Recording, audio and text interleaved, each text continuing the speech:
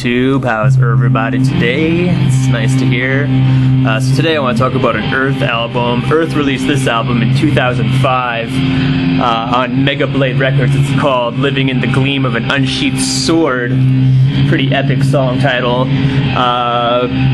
Pretty much all you get with this album is two songs, two tracks. The album is over 72 minutes long, divided into two songs. The first song being called Dissolution III, which is pretty much just Dylan Carlson playing some live guitar for a radio station in New York called WNYU on September 17th, 2002. Both of these tracks were recorded live on the same day. This is just pretty much just a day in the life of Earth, I guess. But yeah, first track was recorded live for a radio station. It's just Dylan Carlson, who's the guitar player, band leader of Earth, one of the founders, or is the founder, just by himself, just drone medaling by himself in a radio station, not offering really anything new, not really breaking any new ground. He's kind of got this new fixation on like treble, I guess, because there's not a lot of low end, but he's still got a lot of reverb and distortion. He's still doing like minor chord progressions and doing sustained notes and like minor key changes and stuff like that. This track will have a lot of like false starts and false stops and stuff, and have a lot of stutters, and just kind of like sounds like he's just making it up as he goes. It's just like, here's a big distorted amp and a guitar, here you go, and he's like, alright, you know, like, it's kind of good, but it's not great. Like, it's actually kind of boring. Doesn't have a lot of depth or anything. Doesn't have like big waves of drone or like the big sound you need. Like, I tried listening to this really, really loud, and it didn't really make a difference to me. Like, it's kind of dull. It doesn't really grow or develop into anything, you know? It's pretty uninspired. And then after that, you get the title track, Living in the Gleam of an Unsheathed Sword, which he recorded with his girlfriend slash drummer, Adrian Davies. And it's just the two of them, like Dylan on guitar, her on drums, playing this 58-minute plus. Sounds kind of jammed out, kind of improv, just more of the same kind of drone metal with like repetitive riffs, minor key changes, chord progressions very low, but it gets a little fuzzier and stuff. Like around the 40-minute mark, it actually gets a little more experimental, and it sounds more like Dylan's just going up and down the frets and holding it really close to the amp and making all these waves of feedback finally. But for the most part, it's just repetitive riffs, some like guesstimated drumming by Adrian. Doesn't sound like anything was really planned out or rehearsed or anything like that. Like, I'm sure they jammed a lot just to gel and see what kind of sounds they could make together before they went live. But like I said at the beginning, this album was just released just to meet the demand for a new Earth album.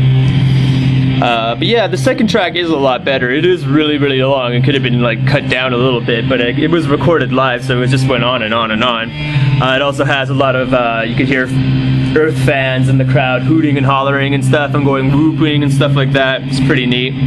But it has more of like a wave of distortion, but it's not actually all that more engaging. Like, if you can actually sit through it long enough to get to the end, it actually wears you down enough that you actually get into it. But if you're not an Earth fan, this album won't do much for you to get you into it. Like, Earth has a bunch of detractors and naysayers who just say it's like amateurish, it's overrated, Dylan Carlson's just a hack, he just used to be drug buddies with Kurt Cobain and that's the only reason why he's famous and stuff like that. And this album won't really do anything to help their case. Like, it is quasi-enjoyable if you're into this kind of music, and just like, I can't really say like it's layered guitars, but just heavy distortion, just really, really, really loud distortion and reverb, and like, but really repetitive riffs. It's not really, you won't really achieve like a sense of transcendence or anything in this album like you could do with their previous work. It doesn't forge any new ground, that's for sure.